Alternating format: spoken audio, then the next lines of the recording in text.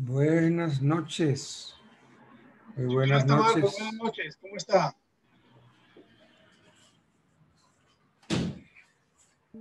Buenas noches, doctor.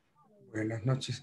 Veo solo fotografías. Bueno, ya Edgar ¿Cómo me Carranza le va? está. Samantha, una foto muy bonita de Samantha, pero en fin. Ah, bueno, ahí sí te veo en tinieblas. Abre el micrófono. Solo hay cuatro. Abre el micrófono. Doctor, buenas noches, ¿cómo está? ¿El qué, amor? Solo hay cuatro estudiantes. Sí. Abraham Vaquero, Daisy Lozano. Buenas noches, doctor. Solamente hay 4 nomás. ¿Y eso qué pasa? Estaban cerrando el otro curso, la otra materia, doctor. Ya están instalando. ¿Están qué? ¿Presentando exámenes con el otro? ¿La otra materia? Estábamos en unas exposiciones, doctor, también cerrando también notas. Entonces, Ya, sí. Claro, claro, es entendible. Entendible, esta es una época de exámenes, de correndillas, ¿no? Así es. Bueno.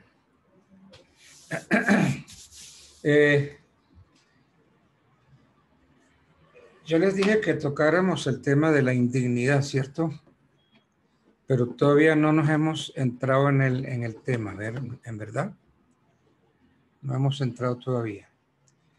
Claro, pues que me gustaría empezarlo, porque ya mañana hoy es 29, mañana 30, y se acaba prácticamente la materia, ¿no? Que es viernes, mañana es viernes, después viene el festivo, y se supone que ya el 3, pues el 3 podríamos ver algo. Bueno, toquemos el tema de la indignidad. De verdad que me gustaría ver en la cara, Samantha, Olga Lucía Galinda, Abraham Vaquero. Señor doctor. Ahí está. Es que estás mejor así que en la foto. Vale, sí, señor. Daisy, Carlos Méndez. Bueno, la indignidad, ese es el tema que vamos a abordar hoy. Es una sanción, es una pena civil que la ley fulmina contra el heredero, contra el legatario culpable de un agravio al causante o de un agravio a su memoria. No es incapacidad. El origen de la indignidad pues se remonta al derecho romano. En las leyes romanas existió una figura que se llamó exheredatio con H intermedia, exheredatio. Ese era un poder que se le daba al padre, como tantos otros poderes, de excluir a sus hijos de la sucesión.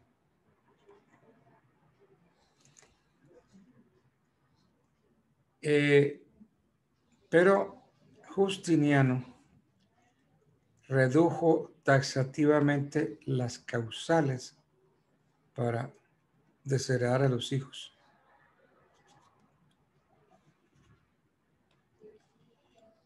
Tuvieron otra figura que se conoció con el nombre de ereptorium. Ereptorium era la exclusión de ciertos herederos permitida por la ley y ocasionada por haber sido pasados en silencio en el testamento. A nosotros nos llegó el derecho español español antiguo. Y para nosotros, acuérdense que el gobierno de España sacaba leyes especiales.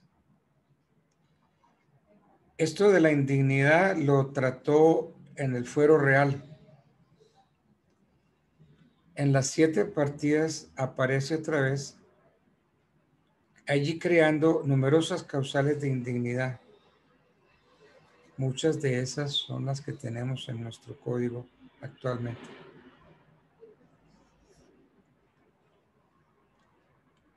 En el derecho francés no hay una reglamentación tan completa y minuciosa de la indignidad,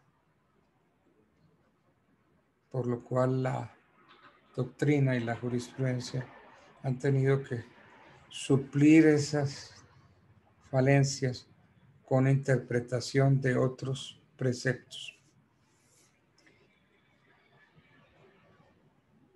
No cabe duda que la naturaleza de la indignidad, como empezamos diciéndolo,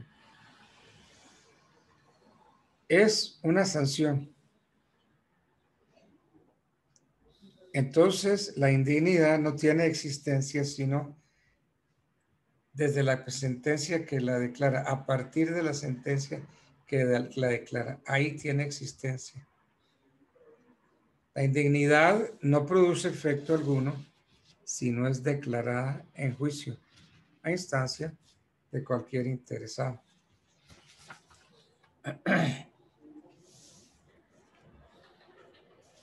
Esta conclusión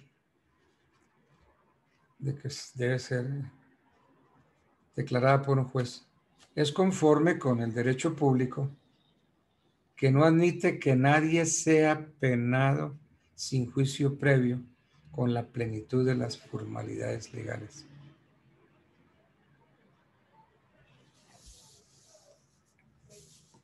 Alfonso Reyes Echandía, quien fuera mi compañero en la Universidad Externado Colombia. Alfonso fue un hombre supremamente inteligente, muy juicioso, muy estudioso. Y el externado lo mandó a Italia a que se especializara. Hablábamos en esa época de especialización porque no había nada, en el país no había nada. Aquí uno no podía pensar en especialización porque ninguna universidad tenía especialización. Entonces se fue a Roma a especializarse. Yo me especialicé un poquito después, no en Roma, sino aquí mismo en Bogotá, cuando yo trabajaba con el maestro Álvaro Pérez Vives. El maestro creó el primer instituto de especialización en ciencias jurídicas. Así se llamó, Instituto de Especialización en Ciencias Jurídicas. Y yo fui el secretario de ese Instituto de Especialización en Ciencias Jurídicas. Tal vez esa es la razón por la cual yo alcancé a hacer unas 3, quizás 4 especializaciones en ese instituto.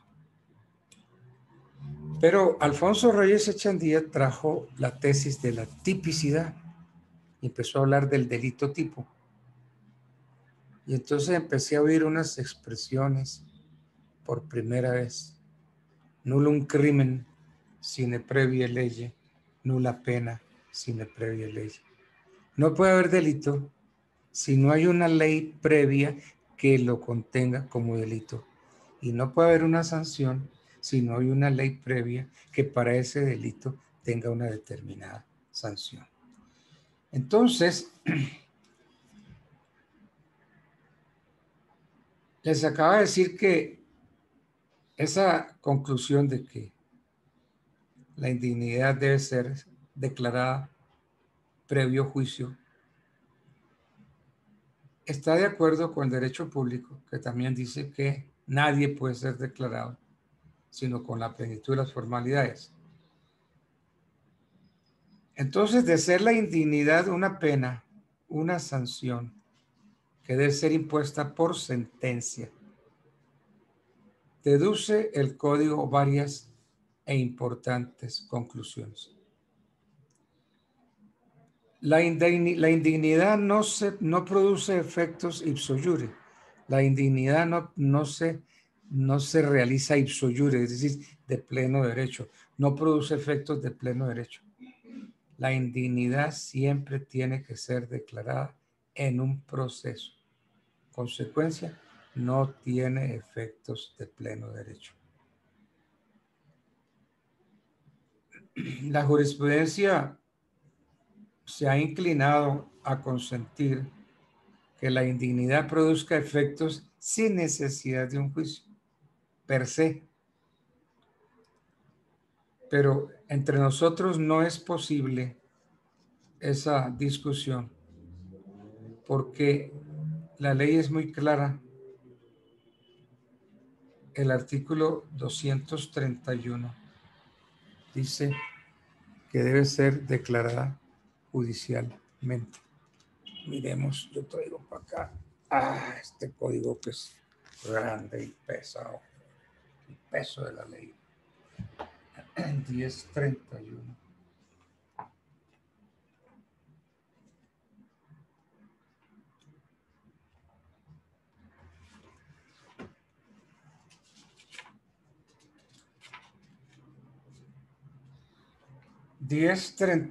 del Código Civil. La indignidad no produce efecto alguno si no es declarada en juicio a instancia de cualquiera de los interesados en la exclusión del heredero o legatario indigno. Declarada judicialmente, es obligado el indigno a la restitución de la herencia o legado con sus accesiones y frutos. Entonces, no podemos darle gusto a quienes dicen que la dignidad debe operar de pleno derecho. No podemos, por expreso mandato del 1031. La indignidad no produce efecto alguno si no es declarada en juicio.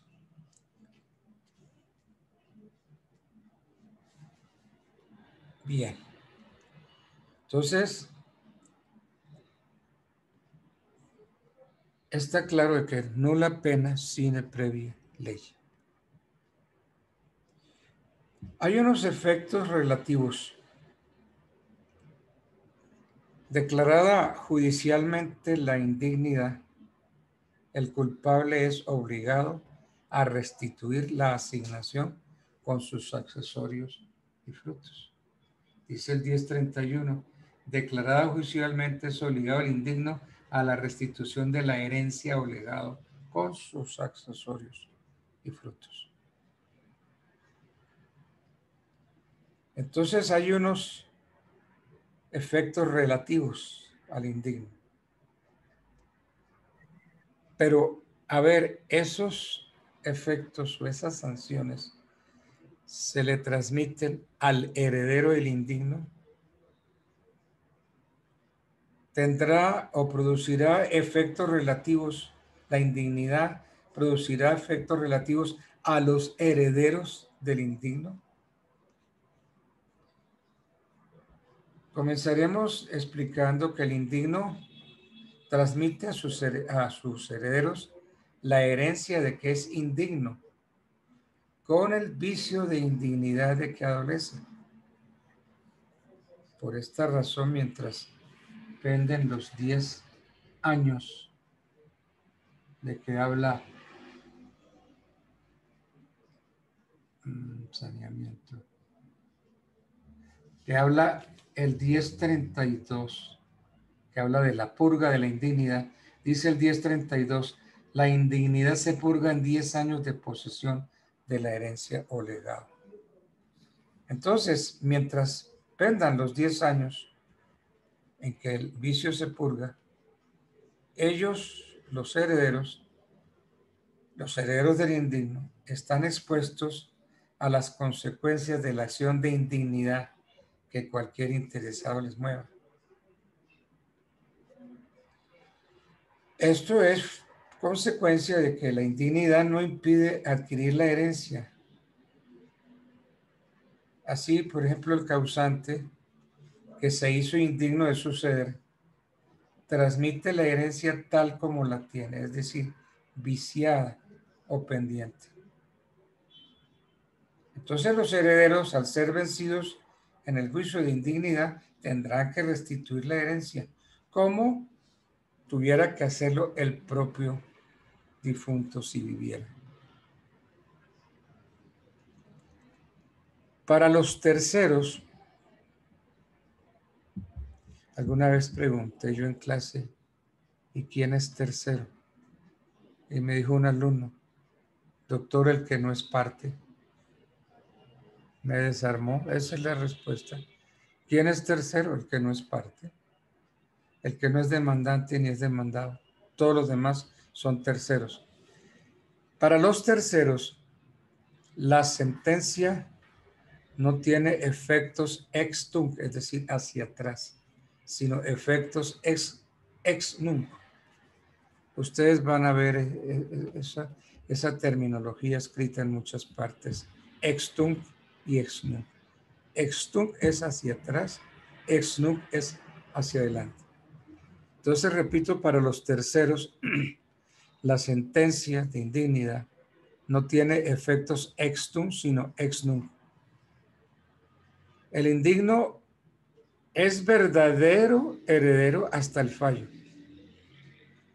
Todos los actos ejecutados por él los han sido por un verdadero dominus, verus dominus, como decían en el argot, sin que pueda admitirse que los interesados tengan acción contra esos terceros causavientes de buena fe. Entonces, resumiendo, la ley dispone que la acción de indignidad no pase contra terceros de buena fe. Y eso lo dice el 1033. La acción de indignidad no pasa contra terceros de buena fe. Es decir, inoponibilidad a la acción de indignidad. La acción de indignidad no pasa contra terceros de buena fe. Eso lo deja muy clarito el 1033.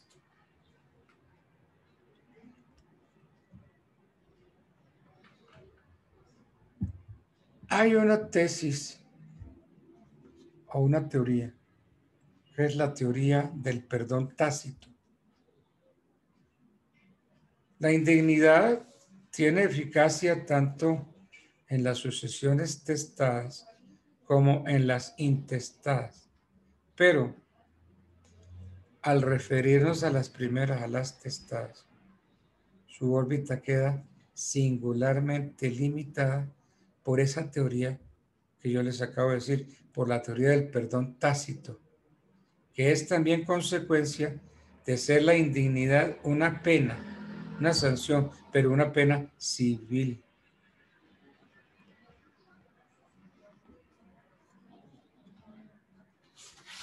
Entonces,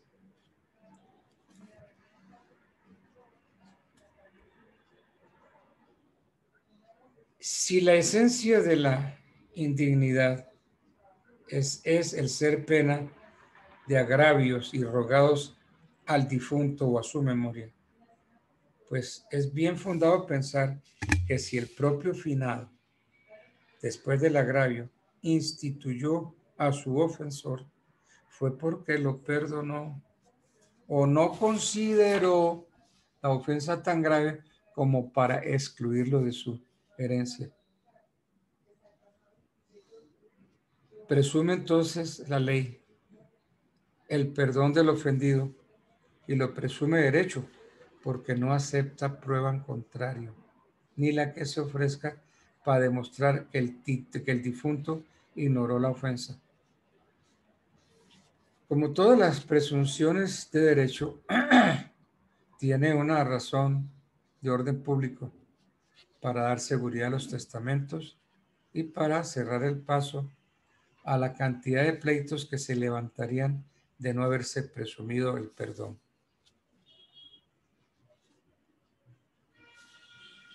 Bien, pero Para la indignidad hay causales. La primera causal del artículo 1025 sería la siguiente. Dice el 1025, son indignos de suceder al difunto como heredero o legatarios.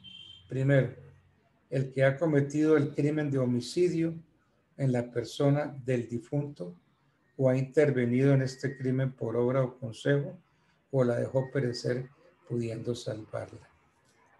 Párenle bolas a esta redacción. Estoy leyendo el 1025. Son indignos de suceder al difunto como heredero.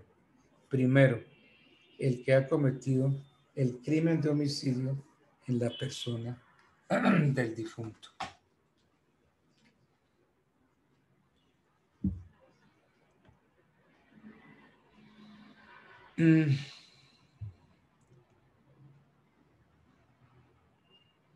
Yo me pregunto,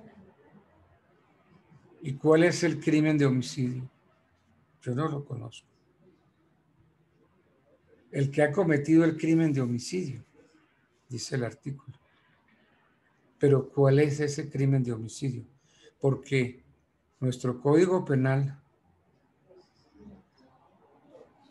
tiene que los crímenes son o delitos o contravenciones.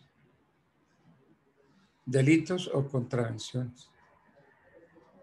Y entonces el crimen de homicidio yo no lo encuentro tipificado en el código. Entonces habría que interpretar el Código Civil para saber a cuáles homicidas cobija la causal, el crimen de homicidio.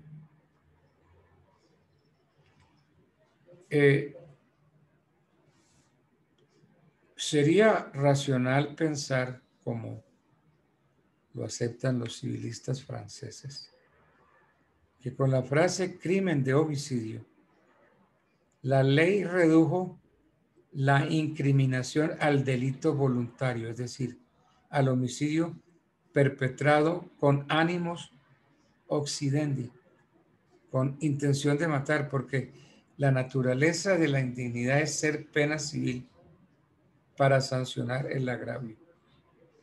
Entonces, así quedarían excluidos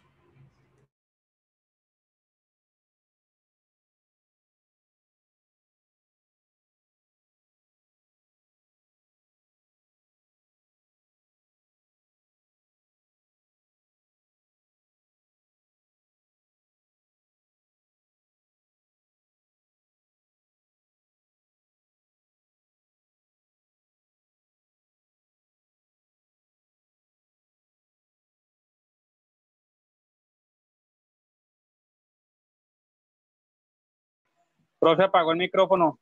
No, yo no escucho, se le fue el audio. Profe, tiene el micrófono apagado. Doctor, estás en silencio.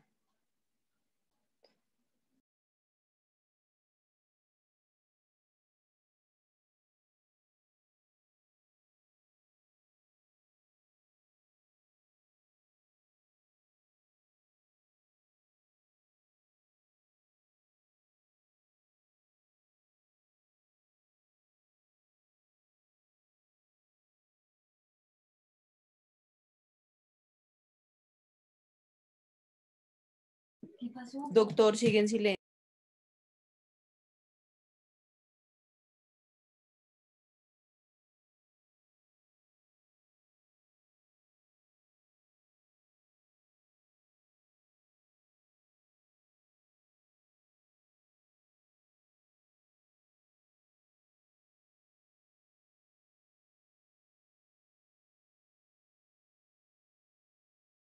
Bloqueaste el micrófono. Ya. No. Ya, ahí está. Gracias. No, sí, pero me dijeron no lo vimos, doctor. Ay, Dios mío. ¿Ya se escucha, doctor? Sí, doctor, ya se lo escucho. Bueno.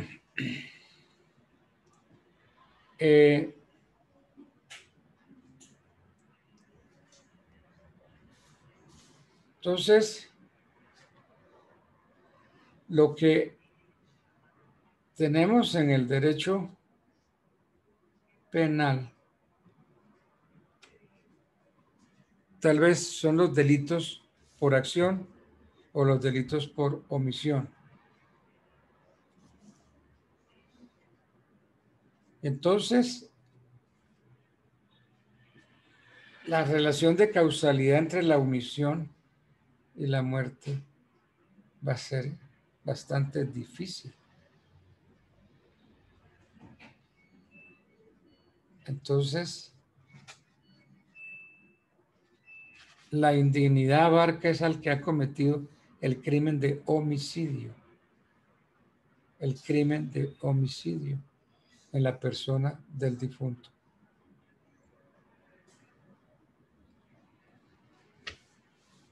En fin, es difícil, ¿no? La ley civil pretende referirse a los autores principales del delito que han cometido el crimen y a los cómplices, pero definitivamente el que ha cometido el crimen de homicidio. Quedo loco porque yo no sé cuál es el crimen de homicidio que tiene el código. El código. Creo que es el 1025, les dije, ¿no? 1025, numeral primero, el que ha cometido el crimen de homicidio. Es que los civilistas no somos buenos para redactar en penal. Entonces tenemos dificultades para redactar en penal. Zapatero, tus zapatos. Bueno, esa es la primera causal. La segunda causal sería la siguiente, el 1025. El que cometió atentado grave contra la vida, el honor o los bienes de la persona de cuya exposición se trata, o de su cónyuge o de cualquiera de sus ascendientes o descendientes, con tal que dicho atentado se pruebe por sentencia ejecutorial. El que cometió atentado grave contra la vida, el honor o los bienes de la persona de cuya sucesión se trata, o de su cónyuge o de cualquiera de sus ascendientes o descendientes, con tal que dicho atentado se pruebe por sentencia ejecutorial. Esa sería la segunda causal. Si nos ponemos a mirar bien esta segunda causal, encierra tres clases de agravio. El atentado grave contra la vida, el atentado grave contra el honor y el atentado grave contra los bienes del causante o de sus parientes. Entonces, cuando decimos atentado grave, será la tentativa de homicidio de los penalistas. Entonces, las lesiones personales de cualquier gravedad, si no llevaron esa intención de matar, no quedarían enlazadas por el texto. El atentado debe ser grave. Atentado grave contra la vida. Y es que hay atentado leve. El atentado debe ser grave. Pero ¿cómo podemos concebir un atentado leve contra la vida? No lo encuentro. Atentado grave contra la vida. Cualquier atentado contra la vida es grave. Porque es que no puede haber atentados leves.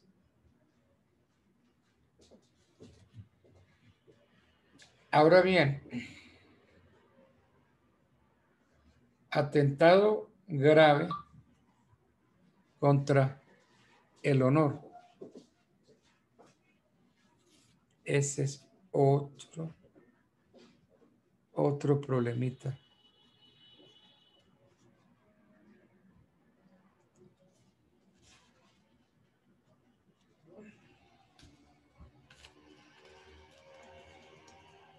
El atentado grave contra el honor.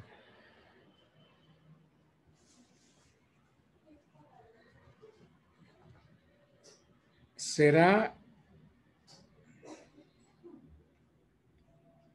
que el atentado grave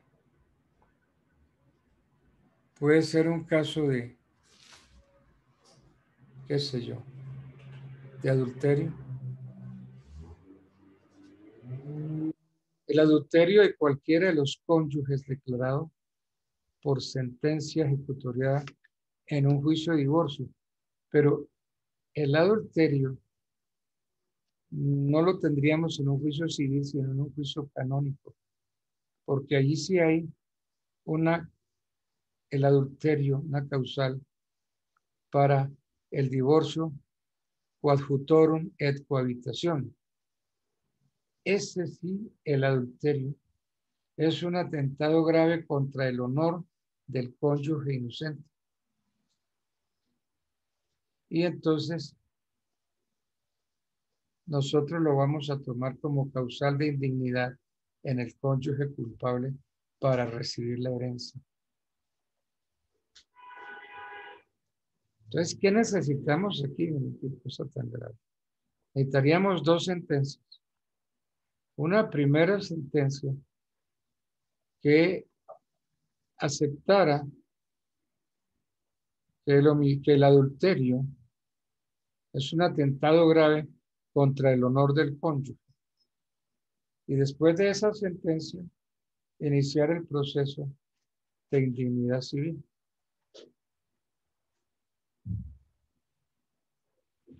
Grave.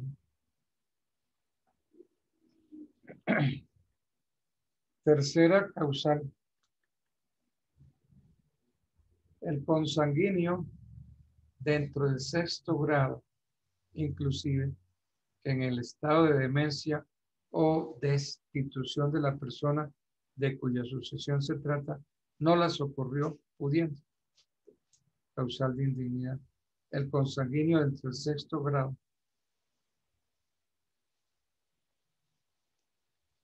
Quien no socorrió,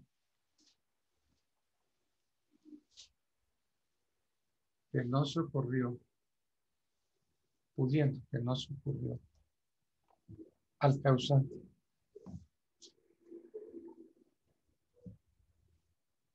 Pero a ver, el sexto grado, yo no sé si nosotros tenemos todavía sexto grado.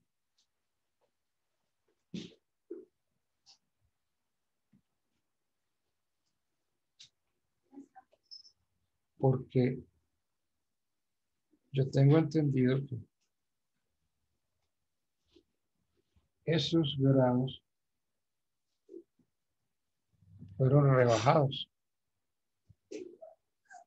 Fueron rebajados.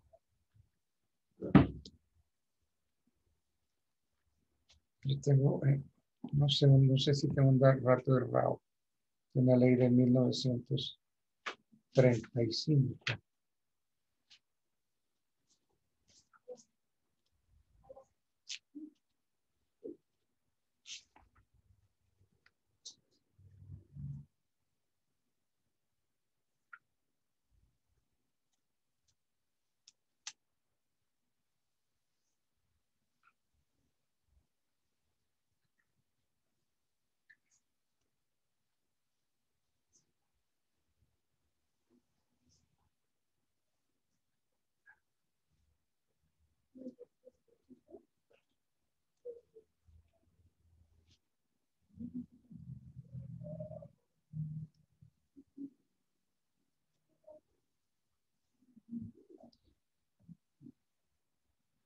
Yo tengo aquí una nota que cuando de sucesión intestada se trata, la indignidad solo comprenderá a las personas enumeradas en el artículo 2 de la ley 29 del 82.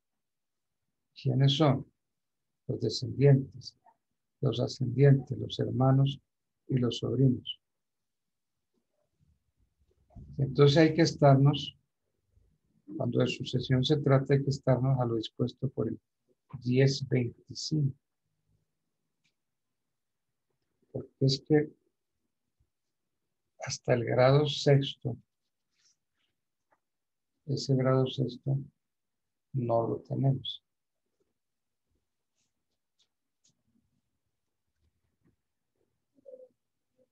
Entonces, sí, yo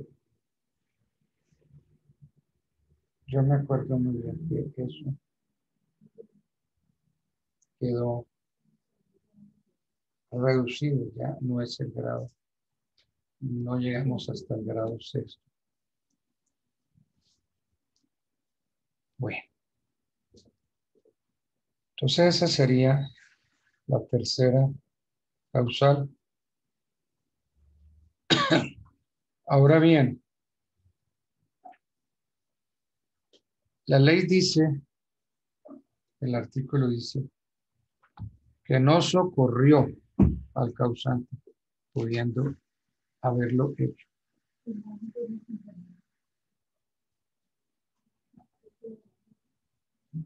Dice el tercero, el consanguíneo dentro del sexto grado inclusive, en el estado de demencia o destitución de la persona de cuya sucesión se trata, no la socorrió pudiendo.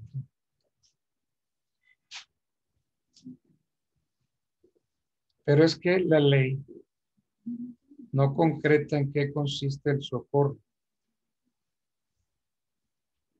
Pues todos entendemos que el sentido de este vocablo, que viene del latín succurrere, tiene un sentido de ayuda, de auxilio. Entonces, el deber de socorro difiere de dar alimentos, por ejemplo, porque el socorro no puede ser bastante ni para sustentar la vida. Entonces, si yo no doy alimentos, pues también incurro en que no socorrí. Entonces, la obligación de socorrer la vamos a extender a los alimentos. Entonces, esta obligación iría hasta el sexto grado.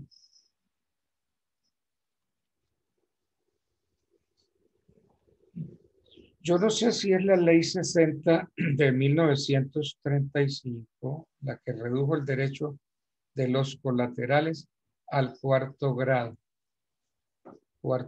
de consanguinidad. Entonces está hablando el código de no socorrer y que se presta hasta el sexto grado. Sexto grado.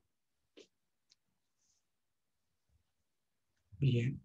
La cuarta causal dice, el que por fuerza o dolo obtuvo alguna disposición testamentaria al difunto o le impidió testar.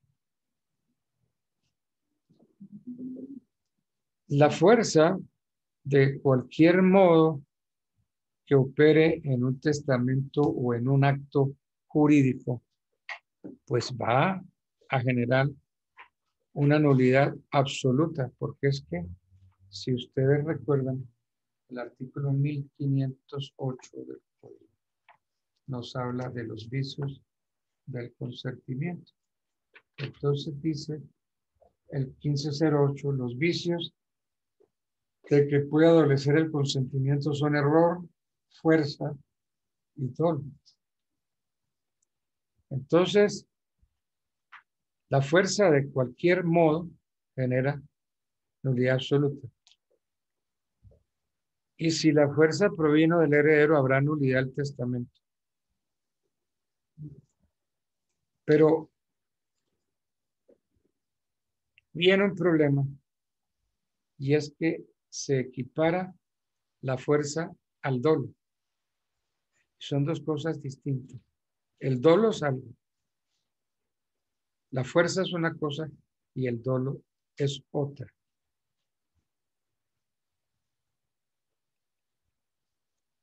El dolo se refiere a las maquinaciones, a las triquiñuelas engañosas. Entonces obra con dolo el que intencionalmente engaña, el que induce en error al testamento para que, producto de esas triquiñuelas, salgan unas cláusulas testamentarias.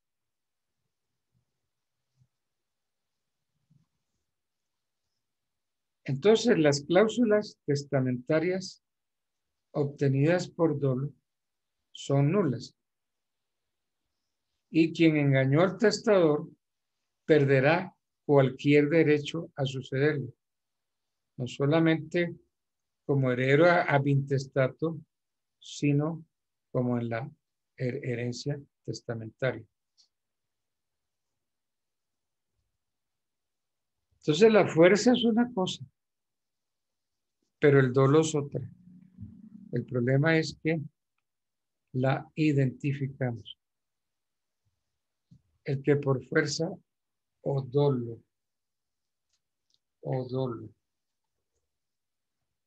dice el 1063.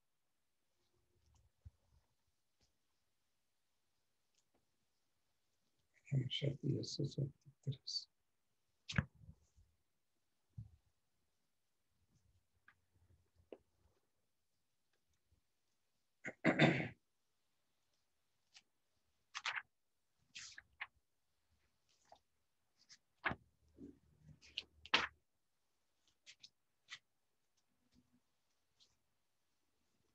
G62. 1063. El testamento en que de cualquier modo haya intervenido la fuerza es nulo en todas sus partes. Es nulo. Entonces,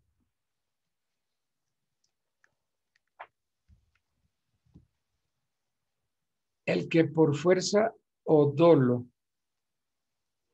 obtuvo alguna disposición testamentaria, ese testamento es nulo.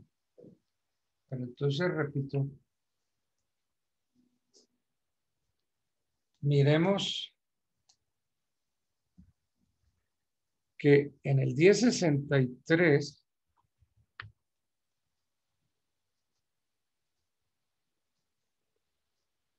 dice el testamento en que de cualquier modo haya intervenido la fuerza es nulo.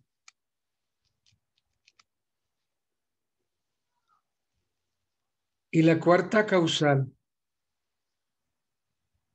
dice el que por fuerza o dolo obtuvo alguna disposición testamentaria. El que por fuerza o dolo. Y los vicios del consentimiento, dice, los vicios de que puede adolecer el consentimiento son error, fuerza y dolo. Aquí tenemos una diferencia. La cuarta causal dice el que por fuerza o dolo. Esa O será una conjunción disyuntiva o una conjunción hilativa. El que por fuerza o dolo obtuvo alguna disposición. No hay duda, esa O es hilativa. Es como si la fuerza fuera el mismo dolo. El que por fuerza o dolo obtuvo alguna. Pero si fuera lo mismo, el 1508 no diría que los vicios del consentimiento son error, fuerza y dolo. Diría el 1508, error, fuerza o dolo. No, pero está escrito error, fuerza y dolo, con lo que da a entender que los vicios del consentimiento son tres: el error, la fuerza y el dolo. En cambio aquí la cuarta causal es el que por fuerza o dolo da como sinónimo la fuerza y el dolo. Esto es lo difícil de que los civilistas nos metamos en penal y nos pongamos a escribir en penal. Bien. La quinta causal, que es el último numeral del artículo 1025. 1025.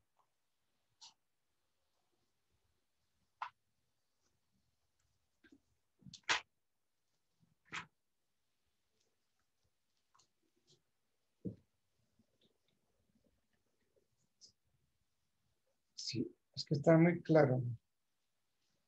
El cuarto, el que por fuerza o dolo obtuvo alguna disposición. Entonces, entre las causales de indignidad, el 1025, la número 4, el que por fuerza o dolo, no hay nada que hacer. Aquí lo toma el 1025 como sinónimo. Fuerza o dolo, como si fuera lo mismo. El que por fuerza o dolo obtuvo alguna disposición testamentaria. Entonces sería una causal de indignidad. Conseguir unas disposiciones testamentarias por fuerza o dolo. Cuando sabemos que los vicios son error, fuerza y dolo. El último numeral del artículo 1025 castiga como indigno al que dolosamente ha detenido u ocultado un testamento del difunto, presumiéndose solo por el mero hecho de la detención u ocultación. Quien dolosamente ha detenido u ocultado un testamento del difunto, presumiéndose dolo por el mero hecho de la detención u ocultación. La redacción de este texto, o sea, el último numeral del 1025, es defectuosa porque da a entender que la ocultación o detención, la ocultación o detención de cualquier testamento apareja la grave pena de indignidad. Pero es indudable que la sanción no es procedente cuando el testamento ocultado es uno anterior y ya revocado, que ningún efecto puede tener en la sucesión. Entonces, la ley se refiere al testamento que de ser conocido queda vigente y tiene efectos. A quien dolosamente ha detenido o ocultado un testamento del difunto.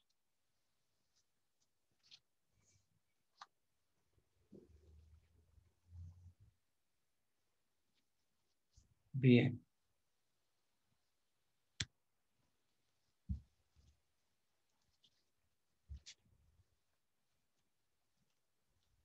Bueno. Entonces, estas son causales de indignidad sucesoral. Son 5 causales y que están escritas de una forma que nos hace dudar. Ahora, hay causales de indignidad no previstas en el código.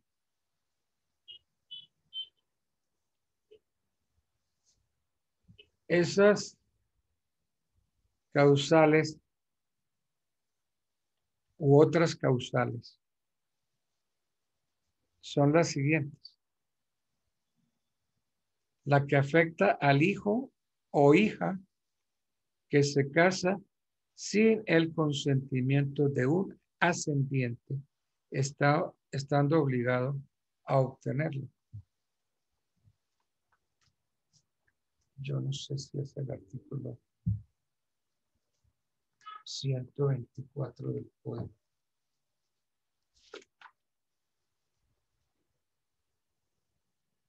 Dice, aquí lo tiene como causal de desheredamiento. El que no habiendo cumplido la edad, se casare sin el consentimiento de un ascendiente, estando obligado a obtenerlo, podrá ser desheredado, no solo por aquel o aquellos cuyo consentimiento le fue necesario, sino por todos los otros ascendientes. Entonces es el caso de que quien se casa sin el consentimiento de un ascendiente. Pero aquí se tiene como causal de desheredamiento. Causal de desheredamiento. No causal. Disculpe, profe, ¿qué artículo fue?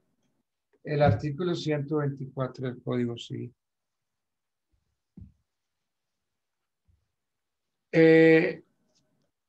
Hay otras causales como la del viudo que vuelve a casarse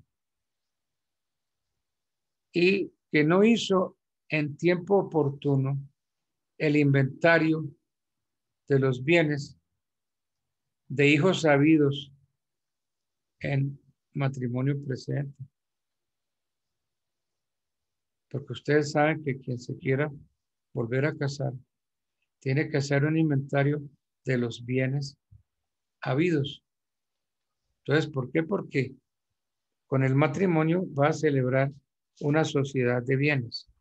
Entonces no se pueden confundir los bienes que ya yo traigo y que son de mis hijos, no los puedo meter en la nueva sociedad con el nuevo matrimonio.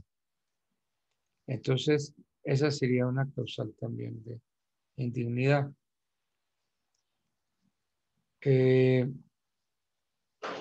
que ha tenido parte en el fraude de un falso parto, dice el 338.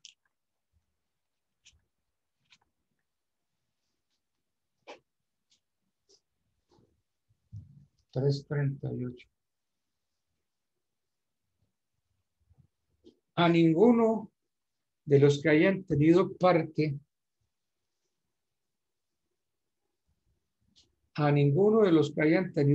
en el fraude de falso parto o de suplantación, aprovechará en manera alguna el descubrimiento del fraude, ni aun para ejercer sobre el hijo los derechos de patria potestad o para exigirle alimentos o para suceder en sus bienes por causa de muerte.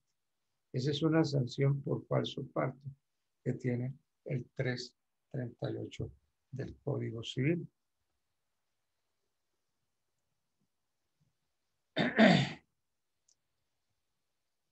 De modo que aquí hay otras causales. La del viudo o viuda que se casa y que no hizo inventario.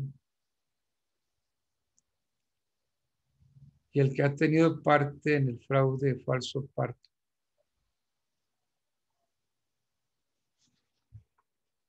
Bueno.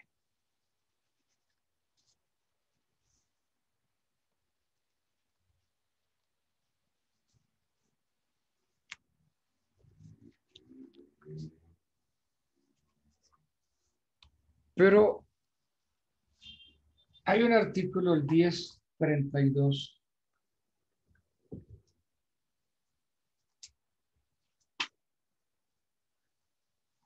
que nos dice que la indignidad se puede purgar. 1032, la indignidad se purga en 10 años de posesión de la herencia o legado. Entonces, purga de la indignidad. Necesitamos 10 años de posesión para que quede purgada la indignidad.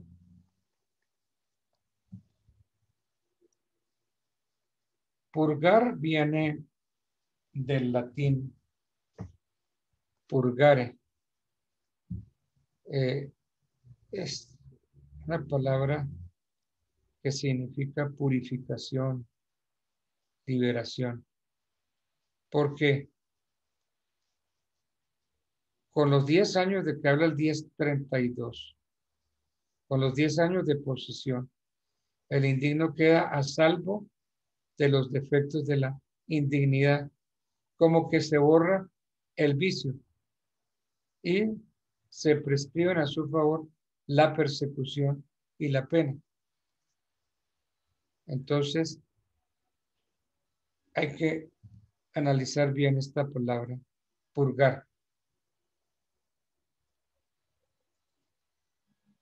No se trata de una prescripción de corto tiempo.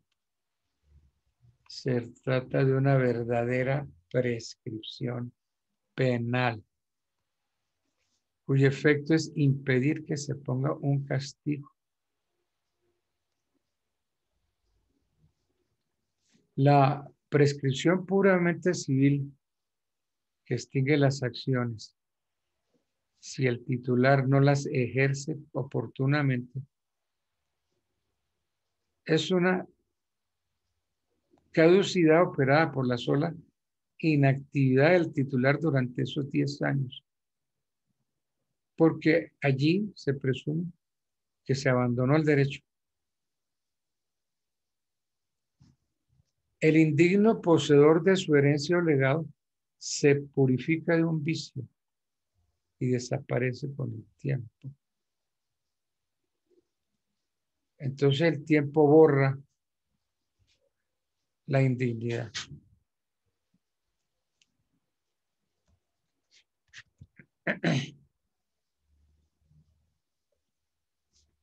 ¿Y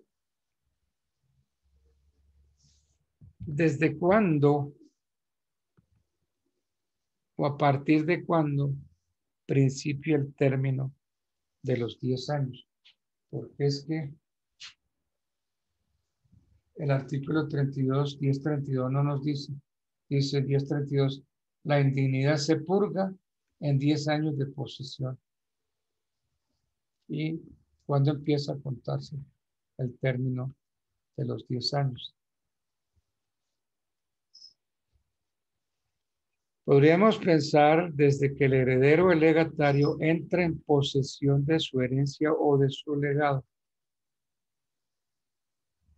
Entonces, el heredero entra en posesión legal de la herencia desde el momento en que se le defiere, porque eso es lo que dice el 783. Miremos a ver qué dice el 783. La posesión de la herencia se adquiere desde el momento en que es deferida. El momento en que es deferida.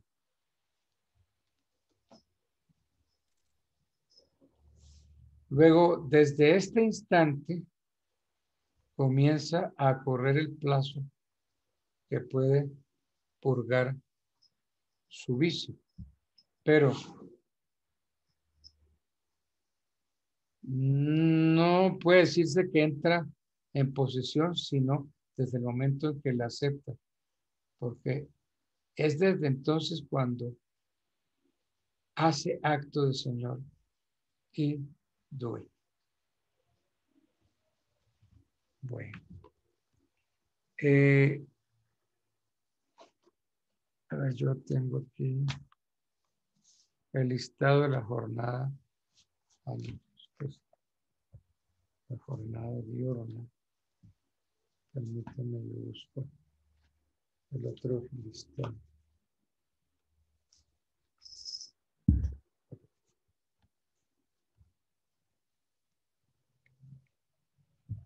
Aquí ya todos quedaron con notas, ¿cierto? Sin embargo, tengo algunos poquitos que no tienen. Por ejemplo, si ustedes miran, Díaz, Osuna, Shirley Lorena. Ella no es de nosotros, profe. no es alumna. Shirley Lorena. No.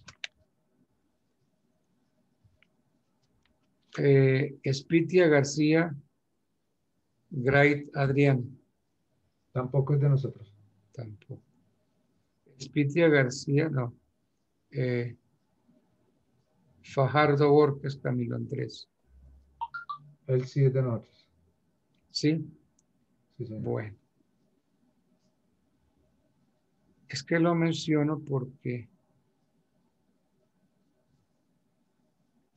o no vino al examen o me presentó mal examen. Creo que no vino al examen porque aparece con una sola nota. Y eso hay que arreglarlo. Porque si no, tiene que repetir la materia. Fajardo Agudelo Joniver. No es Tampoco es este no es de nosotros. no es de este Johnny. curso. Flores Muñoz Juan José. Tampoco es. Tampoco es de nosotros. Bueno.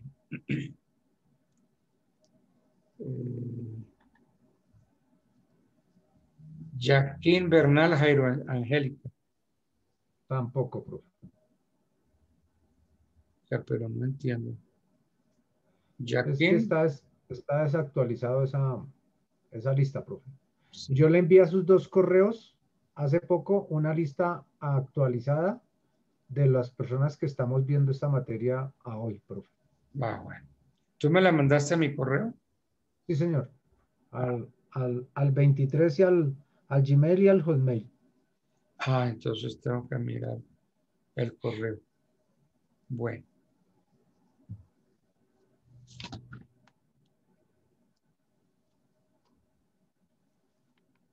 A ver, todos aquí ya tienen nota definitiva. Sí.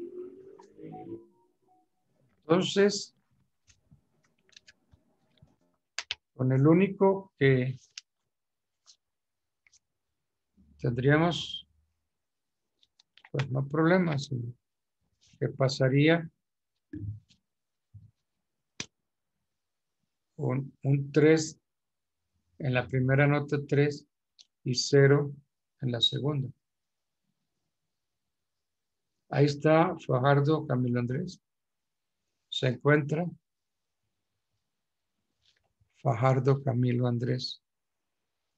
Fajardo Borges. No contesta, ¿no? Entonces, si no contestas, no vino. Dale un segundito, profe, a ver si aparece ahí.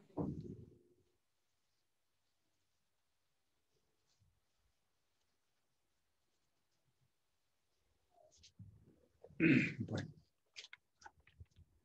Porque ya lo que es mañana ya sí tengo que subir las notas.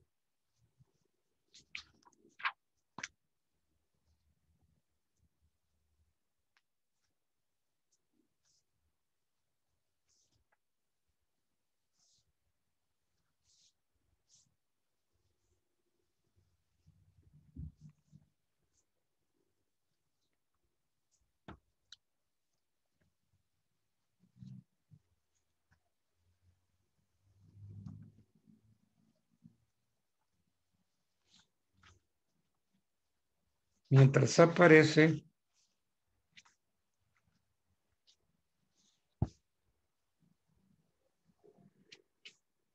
dentro de los temas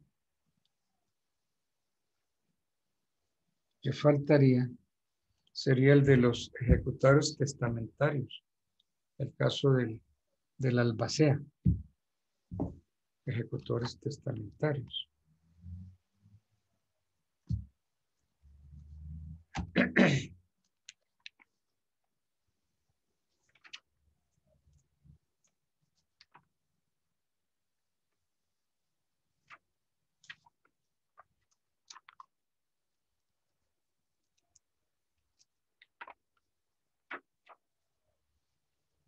¿Todavía nada? ¿No aparece? No, no sé. Aún no, profe. Le estoy escribiendo a él.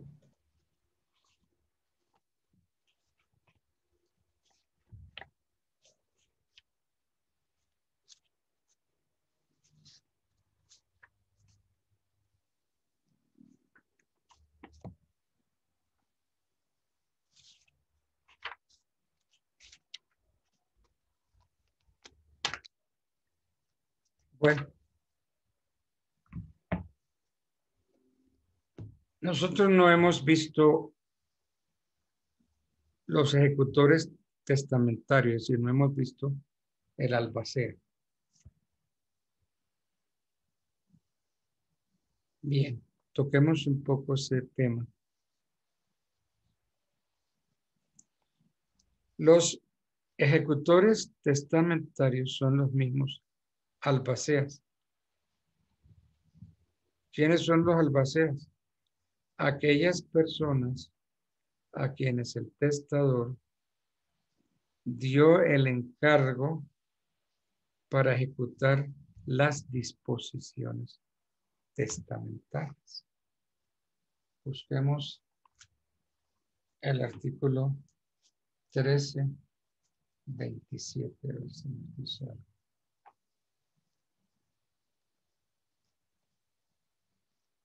13, 28, 13, 27. Ejecutores testamentarios o albaceas son aquellos a quienes el testador da el cargo de hacer ejecutar sus disposiciones. ¿Sí?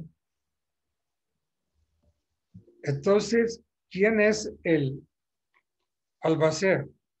Pues un simple administrador de los bienes del causante. ¿El albacea es heredero? No, no es un heredero.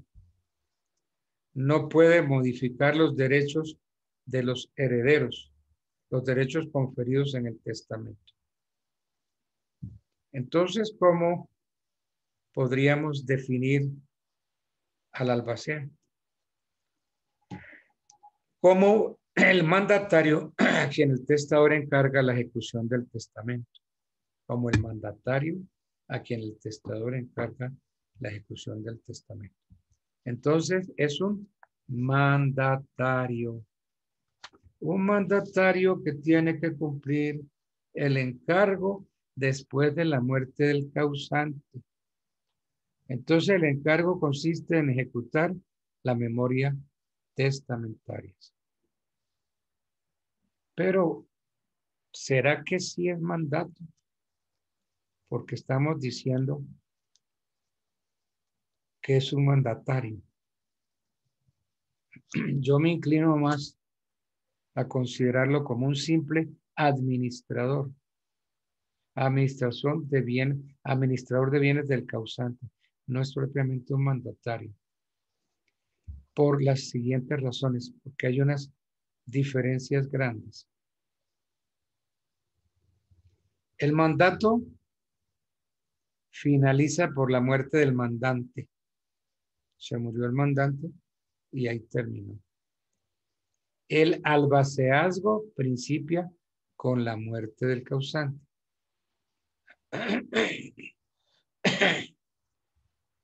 El mandato por lo general es consensual. Es consensual. Por excepción, es solemne. Repetimos, el mandato por lo general es consensual, por excepción es solemne. El albaceazgo siempre es solemne. ¿Por qué? Porque debe instituirse por testamento. Así lo dispone el 13:29 del Código. 13:29.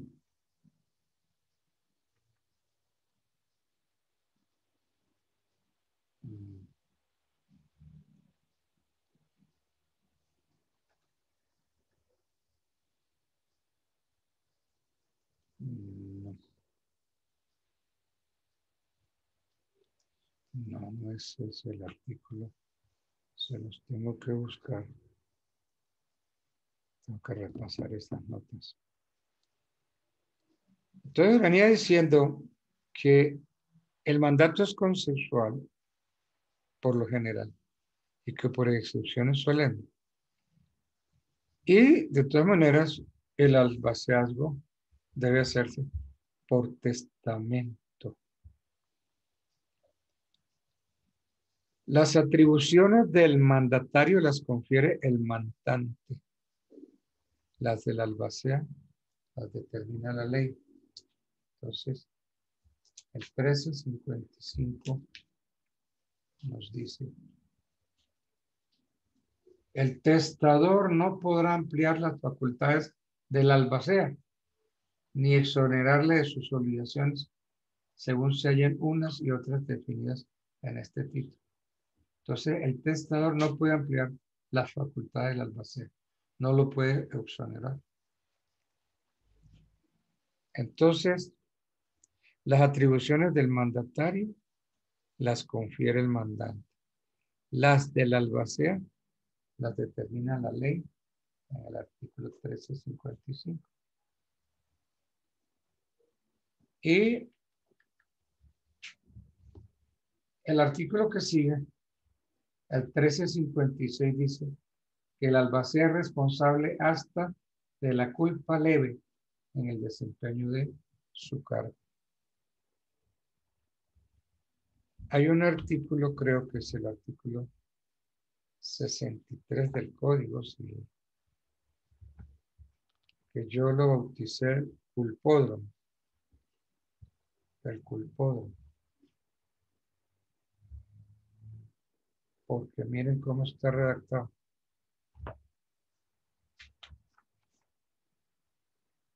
La ley distingue 3 especies de culpa. Culpa grave, negligencia grave, culpa lata. Ese es un primer grado de culpa. Culpa grave, negligencia grave. Culpa lata es la que consiste en no manejar los negocios ajenos con aquel cuidado que aún las personas negligentes o de poca prudencia suelen emplear en sus negocios propios. Esta culpa en materia civil equivale al dolo. Culpa leve, descuido ligero, es la falta de aquella diligencia y cuidado que los hombres emplean ordinariamente en sus negocios propios. Culpa o descuido sin otra calificación significa culpa o descuido leve. Esta especie de culpa se opone a la diligencia o cuidado ordinario. El que debe administrar un negocio como un buen padre de familia es responsable de esta especie de culpa. ¿Alguien me puede decir si entiende esto? El que debe administrar un negocio como un buen padre de familia. Yo me pregunto, como me pregunté un día, ¿y quién es el buen padre de familia? El buen padre de familia será mi papá, será su papá, será su hermano que también es padre, será su cuñado que es padre. ¿Cuál será el buen padre de familia? ¿Ustedes qué opinan? Los oigo.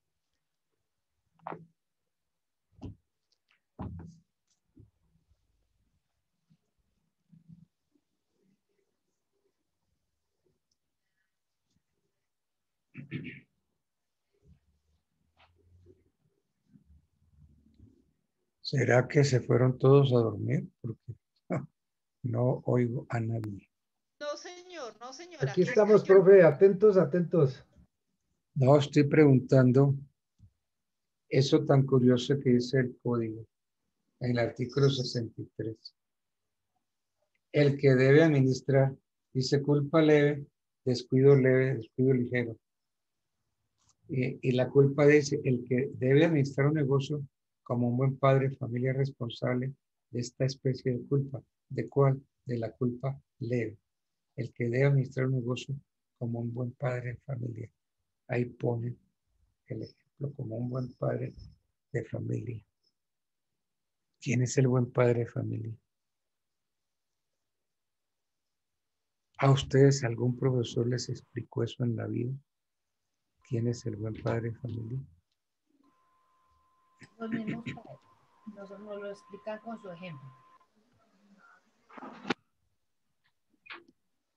No, pero es que dice el que debe administrar, el que debe administrar un negocio como un buen padre de familia es responsable de la culpa leve, descuido ligero. Culpa leve. El que debe administrar un negocio como un buen padre de familia. Miren, hay cosas que yo anoto y empiezo a buscarlas. Las anoto porque no las tengo, no las sé. Y como no las sé, empiezo a buscarlas. Duré mucho tiempo buscando entre los autores quién hablaba del buen padre de familia. Y no se vayan a meter en la empresa en que yo me metí a buscar dentro de los tratadistas quién habla del buen padre de familia. Porque ninguno habla del buen padre de familia. Ninguno. Fue de casualidad que yo estaba consultando el libro de la responsabilidad civil en el derecho francés de Tunk Massot, los hermanos Massot franceses. Tunk Massot, que ahí apareció. Para los Massot, Masseau, se escribe con Z, Masseau. Para los Massot, el buen padre de familia es ese hombre que va caminando por allá, ese hijo siervo del agreo, es cualquier hombre. Traiga a ese hombre común, normal, tráigalo y póngalo aquí, en las mismas condiciones de modo, tiempo y lugar. Y ese hombre puesto en la administración de un negocio, ¿cómo se comporta? Entonces, el código me dice, ese hombre debe comportarse como un buen padre de familia. Entonces los Massot dicen que el buen padre de familia es ese hombre común y corriente, puesto en las mismas condiciones de modo y tiempo y lugar. Ese hombre debe comportarse medianamente prudente y medianamente diligente. ¿Sí? Es aquel hombre que debe tener una esmerada diligencia en la administración de los negocios. Entonces, el buen padre de familia se comporta medianamente prudente, medianamente diligente. Ese es el buen padre de familia. No lo busquen más. Solamente lo van a encontrar en el tomo de la responsabilidad civil de los hermanos Massot. Bueno.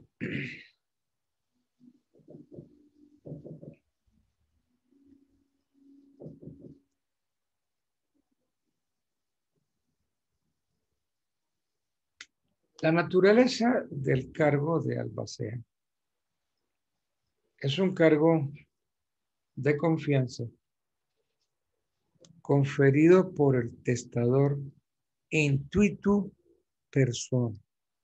¿Qué es eso de intuitu persona? Los romanos hablaron que había contratos que se hacían con base y en consideración a las calidades de la persona con quien se contrata. Entonces, si yo tengo una novia y mi novia es gorda, pero excesivamente gorda, regorda, y yo quiero que alguien me pinte a mi novia, ¿a quién voy?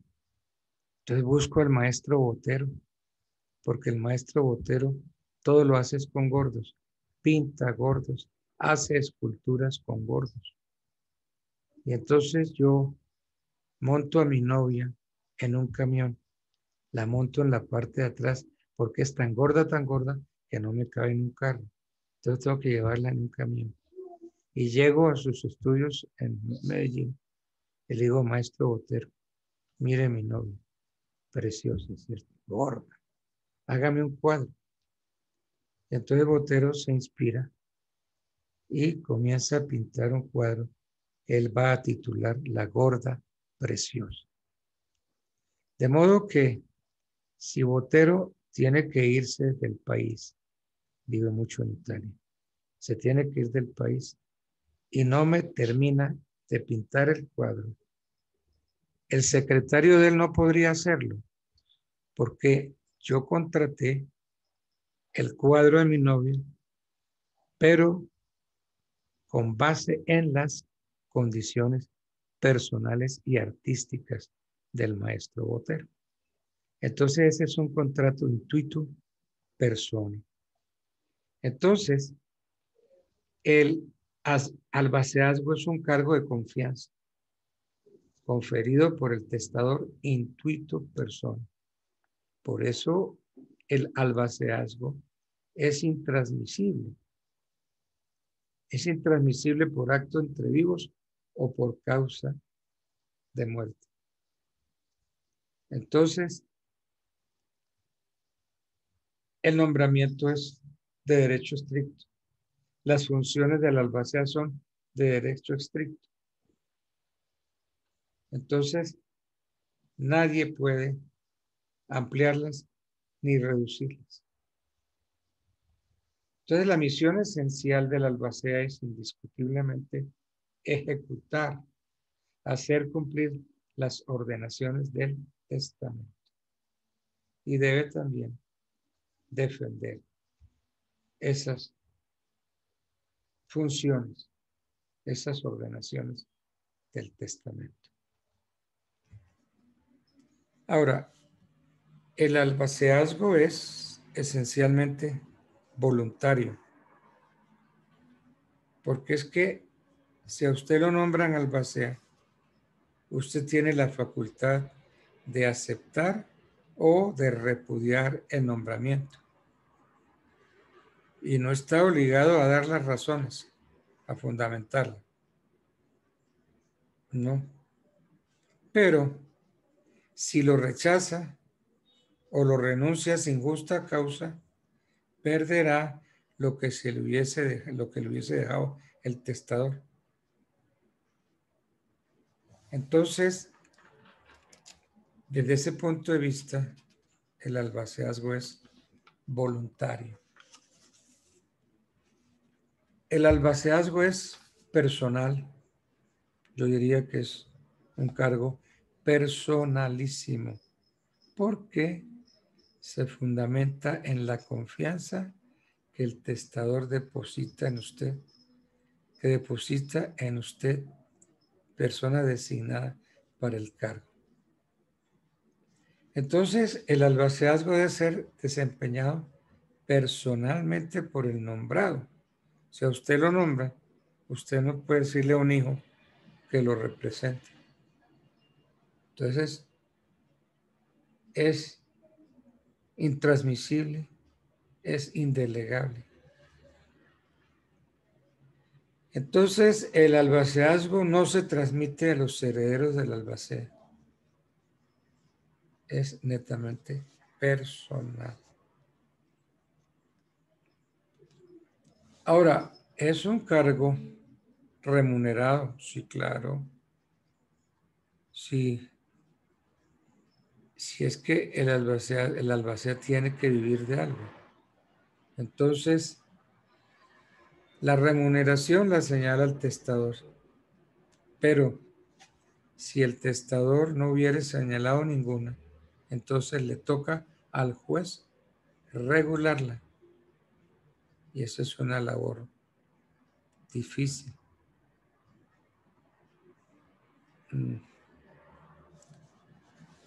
Incluso, pues, que si el testador no señaló remuneración, el albacea puede exigirle al juez la regulación de sus honorarios. Porque es que todo servicio debe ser remunerado. Eso nadie lo puede negar. Y si mal no estoy, el artículo 500,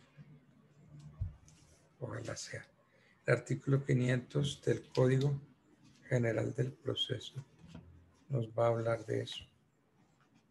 Artículo 500, busquémoslo.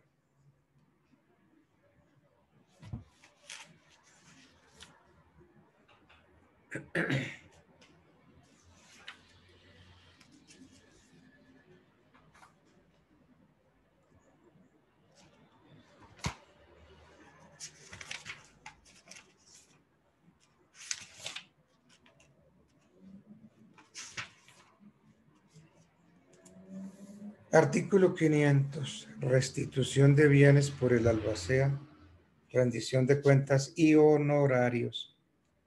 El albacea con tenencia de bienes deberá hacer entrega a quien corresponda de los que haya administrado.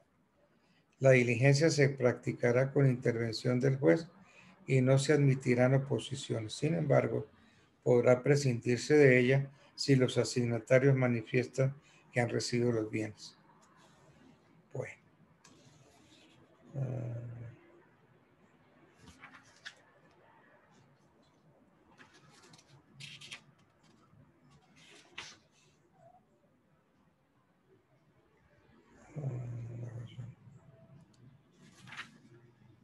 Dice, cuando el testador no hubiere señalado los honorarios del albacea, el juez los regulará en la providencia que las apruebe.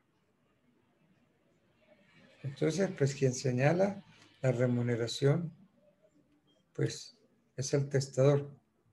Pero si no lo hace, entonces el juez debe regularlos en la providencia que las apruebe.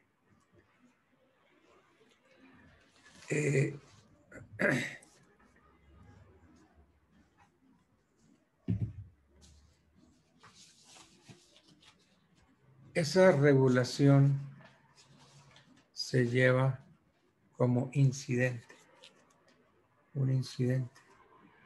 Entonces uno le pide al juez que le señale los honorarios. Más aún, uno le pide al juez que señale un perito evaluador.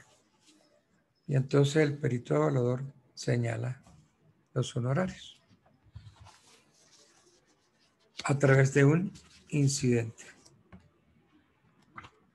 Mire cómo son las cosas. En Medellín, yo litigué como unos 16 años en Medellín. Yo me encargué de un proceso y acordé con la cliente unos honorarios. Un proceso bastante delicado. Lo difícil del proceso era la demanda. De eso iba a depender. Entonces yo le pedí a la cliente, a esa persona le pedí unos honorarios y me dediqué exclusivamente a estudiar y a redactar la demanda. Me llevó mucho tiempo. Presenté la demanda y cuando admitieron la demanda, hubo un abogado que le dijo a la señora, mire, como ya está admitida la demanda, el doctor Altamar ya hizo lo grueso, lo difícil, que es hacer la demanda y conseguir el auto admisorio. Él ya se ganó el proceso. Pero como el proceso hasta ahora está empezando, entonces usted lo llama y le dice que usted le va a quitar el poder, que se lo va a dar a otra persona. Y entonces considera que por la mera confección y presentación de la demanda, el doctor Altamar debe ganar tanto. Una suma miserable, una suma infinita, mínima. Y entonces cuando presenten la revocatoria del poder, le dijo el abogado, cuando presentemos la revocatoria del poder y sea admitida, entonces usted me da a mí poder y yo le llevo ese negocio por mucho menos de lo que le estaba pidiendo el doctor Altamar. Fíjense cómo son las cosas.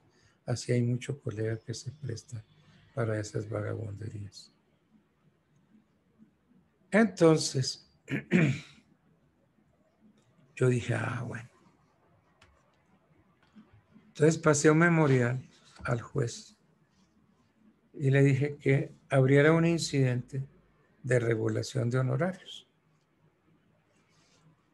Antes era, ya con este nuevo código ya no es así. El incidente de regulación de honorarios paraba el proceso. Lo paraba hasta que se fallaran los honorarios y hasta cuando se pagaran los honorarios. Entonces yo presenté mi incidente de regulación de honorarios. Nombraron como peritos a unos abogados muy amigos míos, abogados que me apreciaban o me aprecian. Y por decir algo, si los honorarios, si por la mera presentación, pues la mera presentación podía costar o valer 5 millones, por decir algo. Estos peritos pusieron 50. Entonces esa mujer se daba contra las paredes porque me quiso tumbar 5 millones y fue condenada a pagarme 50 millones. Y al abogado, cuando esta señora declaró en el juzgado que ella había procedido así por sugerencia, por indicaciones del doctor fulano, y como ya le había otorgado nuevo poder, entonces se presentó un hurto de poder, un hurto de negocio, y entonces ahí entró una denuncia por fraude procesal. Y entonces al abogado le quitaron la tarjeta profesional y a la señora la obligaron a pagarme 50 millones de pesos. Es lo que pasa cuando uno es corrupto, la cliente corrupta y el abogado más, porque fue el abogado quien le sugirió. Una vez que sea admitida la demanda, usted me da poder a mí. Le revoca al doctor el poder y me da a mí. Y empezamos a trabajar usted y yo, por tanto. Pero no sabían de las armas que uno tiene. Siempre hay que actuar con dignidad. Bien, entonces el cargo de albaceazgo es remunerado. Si el testador no lo señala, entonces puede uno pedirle al juez que abra un incidente de regulación de honorarios. Ya hoy el incidente no suspende el proceso. El proceso continúa y el incidente marcha pegadito al proceso principal. El cargo es temporal. Sí. ¿Qué quiero decir con eso? Que hay un límite para la duración del encargo de albacea. Entonces el testador señala el tiempo. Entonces el albaceazgo durará el tiempo determinado y prefijado por el testador. Ahora, si el testador no hubiere prefijado el tiempo para la duración, entonces la ley dice que durará 1 año contado desde el día en que el albacea haya comenzado a ejercer su cargo. Eso está en el 1360, el artículo 1360 del Código. Busquémoslo.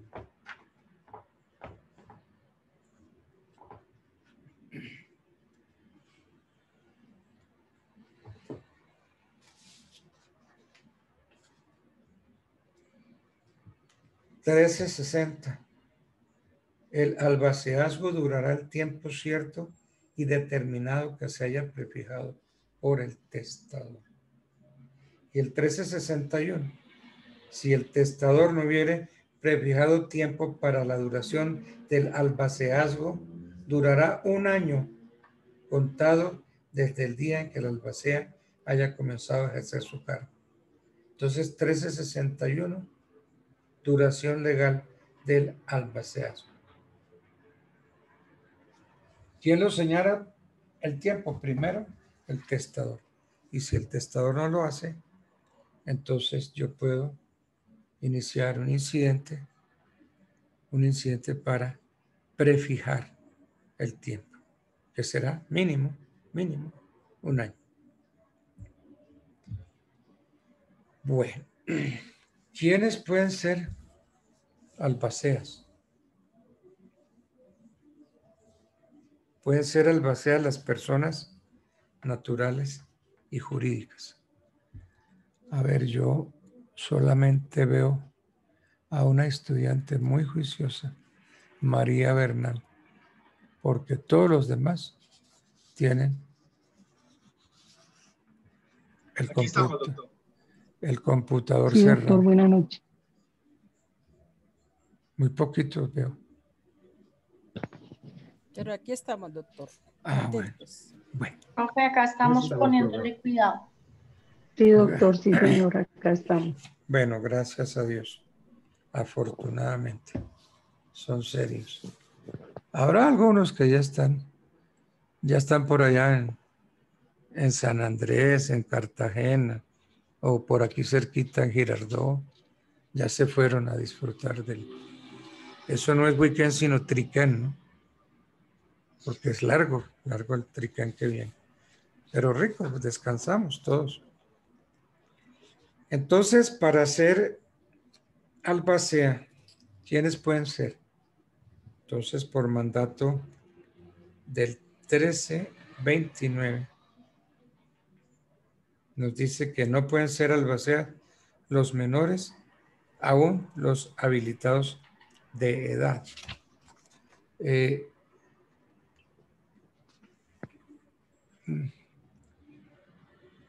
Después, entonces, eso lo modificó el 586 del Código Civil y todo eso vino a ser derogado por la ley 1306. En fin. Hágame un tintico, hágame el favor. ¿Que le hagan un tintico? Uy, qué rico. Entonces, ¿quiénes pueden ser? Las personas naturales o jurídicas. La designación del albacea es un acto exclusivo, reservado al causante. La voluntad del causante no se puede reemplazar, no se puede suplir. Porque es que no puede uno recurrir al juez para que lo designe. Los herederos, ¿qué pueden hacer? Nombrar un administrador. Dice el 2328 del Código Civil. No habiendo el testador nombrado albacea o faltando el nombrado, el encargo de hacer ejecutar las disposiciones del testador pertenece a los herederos. Ahora, puede haber... ya llegó mi novia. Mi novia que es celosa y viene a ver, estoy haciendo yo, vean, miren. No lo deja solo. Esa es mi novia. Y viene y se me acuesta encima de mis apuntes. Hermosa. Trata de acostarse encima del portátil. En fin. Y va para un lado, va para el otro. Doctor, yo le presento a mi niña. No, porque es que yo soy una señorita muy digna y a mí además ya me operaron. Entonces yo ya no puedo ser mamá. ¿Sí? Muy consentidas, pero bastante. Y tengo por allá otra, pues no, también de de mi nieta. Tengo otra belleza que yo no sé si está dormida en este momento. Voy a preguntarle a la hija. Clau, ¿Alaska está dormida?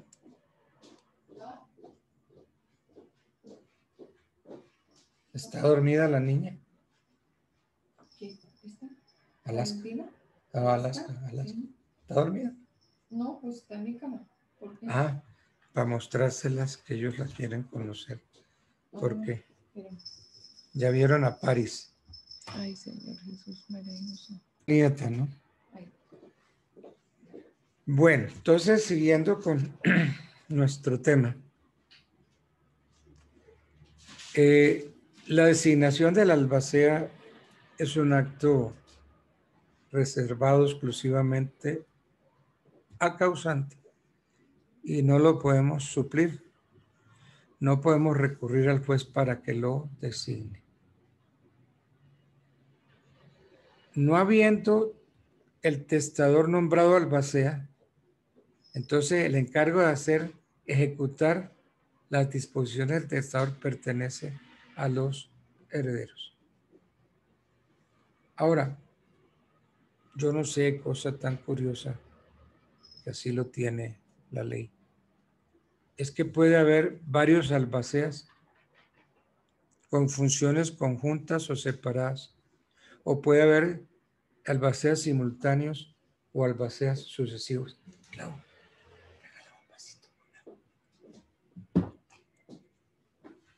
Entonces, a este tipo de albaceas con funciones conjuntas o separadas, o ser simultáneos o sucesivos, se refieren los artículos 1338, 1339 y 1340 del Código Civil. Pero el 1338 establece una solidaridad, porque dice el 1338 que siendo muchos los albaceas, muchos, no dice cuántos, muchos. Bueno, si fueran varios. El 1338 dice, son solidariamente responsables, a menos que el testador los haya exonerado de la solidaridad. ¿Sí ven? Entonces puede haber varios albaceas. Entonces el 1338 dice que son solidarios, a menos que el testador los haya exonerado de la solidaridad. Ahora, aquel albacea que el testador no lo ha exonerado, puede acudir a un juez para decirle que le precise o le disminuya su responsabilidad. Bien. Pero ustedes han oído hablar seguramente de los albaceas con tenencia o sin tenencia. Entonces son dos tipos de albacea diferentes.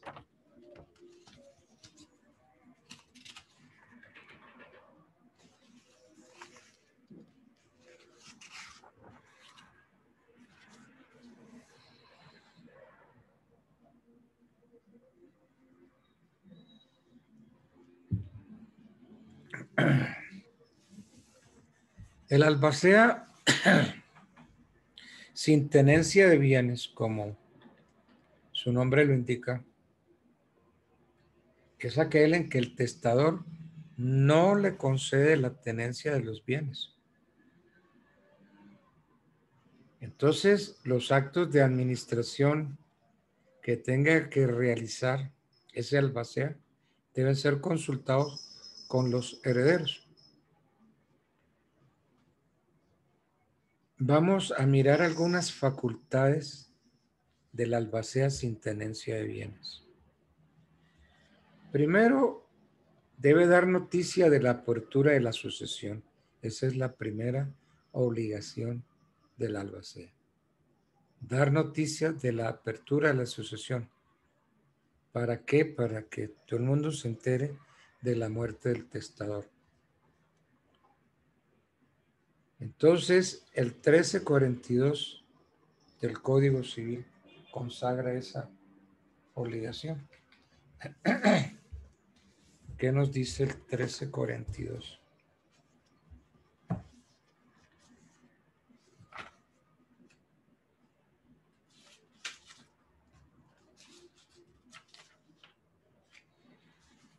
Todo albacea será obligado a dar noticia de la apertura de la sucesión por avisos publicados por la imprenta, en periódico que circule en el territorio y por carteles que se fijarán en 3 de los parajes más públicos del lugar en que se abra la sucesión, y cuidará de que se cite a los acreedores por edictos que se publicarán de la misma manera.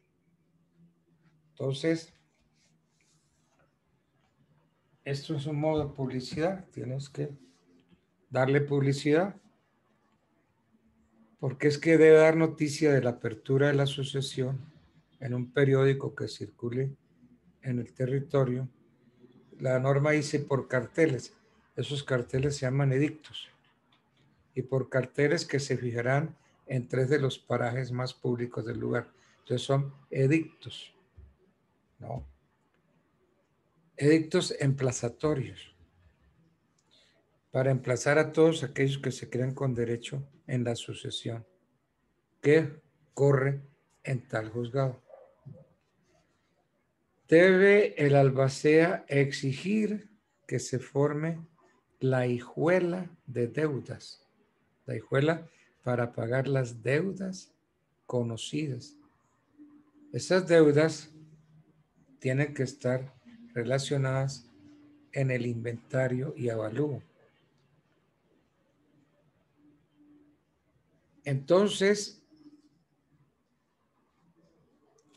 el albacea está obligado a exigir que en la partición de los bienes se señale una hijuela para cubrir las deudas de la herencia. Entonces, el pago de las deudas hereditarias es obligación del albacea. Dice el 1343. Sea que el testador haya encomendado o no al albacea el pago de sus deudas, será imperativo, será obligado a exigir que en la partición de los bienes se señale un lote o hijuela suficiente para cubrir las deudas conocidas. Entonces tiene una obligación, debe pedir y debe formar la hijuela de gastos, la hijuela de deudas, debe pagar las deudas hereditarias. Porque es que las deudas hereditarias debe hacerse con dinero de la sucesión. Es que esa es la parte fregada. Tiene que hacerse, tiene que pagarse con dinero de la sucesión. ¿Y qué pasa si los dineros no son suficientes? Pues si los dineros no son suficientes, entonces el albacea debe vender los bienes muebles. Y si no alcanza, entonces los inmuebles para poder satisfacer las deudas. Dice el 1350, con anuencia de los herederos presentes, procederá a la venta de los bienes muebles y subsidiariamente de los inmuebles. De modo que la venta de esos bienes tiene que hacerla el albacea.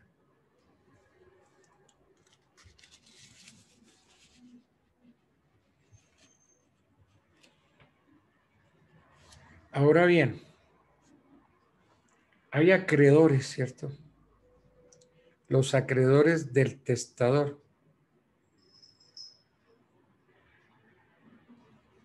Puede ser que el testador haya encomendado al albacea el pago de sus deudas.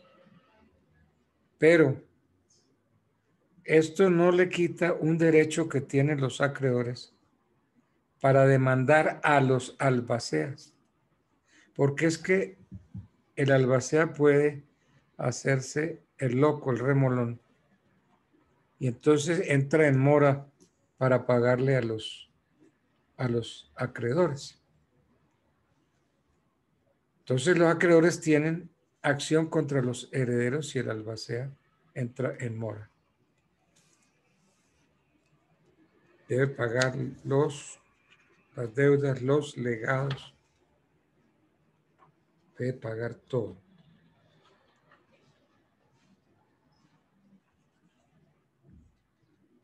Bueno.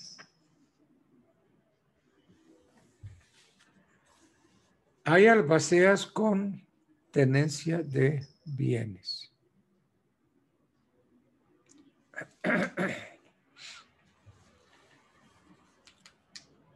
El albacea con tenencia de bienes goza de la administración de todos los bienes que forman la masa hereditaria, con las mismas facultades que se le dan, por ejemplo, a un curador de bienes.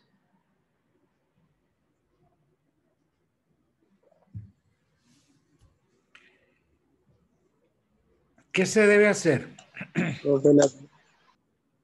Dígame.